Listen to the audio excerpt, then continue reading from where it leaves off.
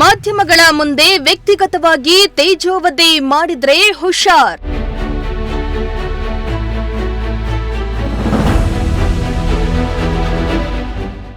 ಸಮಾಜದ ಸ್ವಾಸ್ಥ್ಯ ಹಾಳು ಮಾಡಿದ್ರೆ ಕಾಯ್ದೆಯಡಿ ಬೀಳುತ್ತೆ ಕೇಸ್.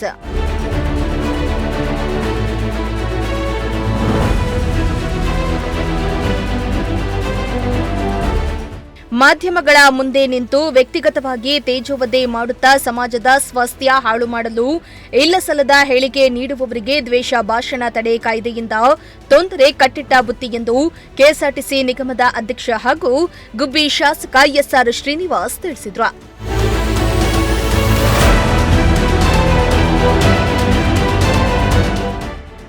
ಇನ್ನು ಗುಬ್ಬಿ ಪಟ್ಟಣದ ಶಾಸಕರ ಕಾರ್ಯಾಲಯದಲ್ಲಿ ಮಾತನಾಡಿದ ಅವರು, ಸಮುದಾಯಗಳ ಬಗ್ಗೆ ಕೆಟ್ಟದಾಗಿ ವರ್ತಿಸುವ ಜೊತೆಗೆ ವ್ಯಕ್ತಿಗತವಾಗಿ ನಿಂದಿಸುವವರ ವಿರುದ್ಧ ಕಠಿಣ ಕಾನೂನು ಕ್ರಮಕ್ಕೆ ಈ ಕಾಯ್ದೆ ಜಾರಿ ಮಾಡಲಾಗಿದೆ.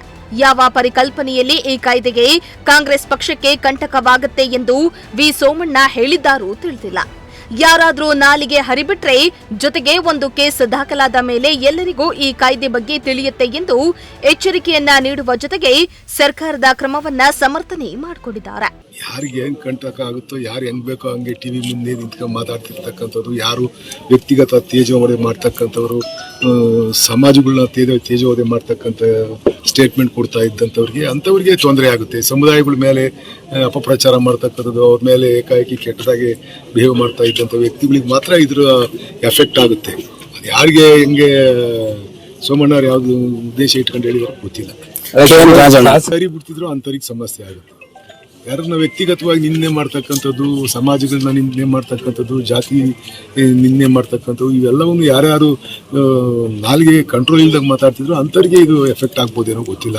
ಇನ್ನು ಒಂದು ಕೇಸ್ ಆದ್ಮೇಲೆ ಗೊತ್ತಾಗುತ್ತೆ ಅಂಥವ್ರಿಗೆ ಯಾವ್ಯಾವ ಬೀಳುತ್ತೆ ಅನ್ನೋದು.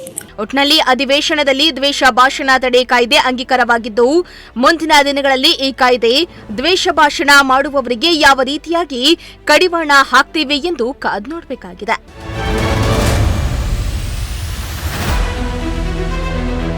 ದೇವರಾಜು, ಪ್ರಜಾಶಕ್ತಿ ಟಿವಿ, ಗುಬ್ಬಿ.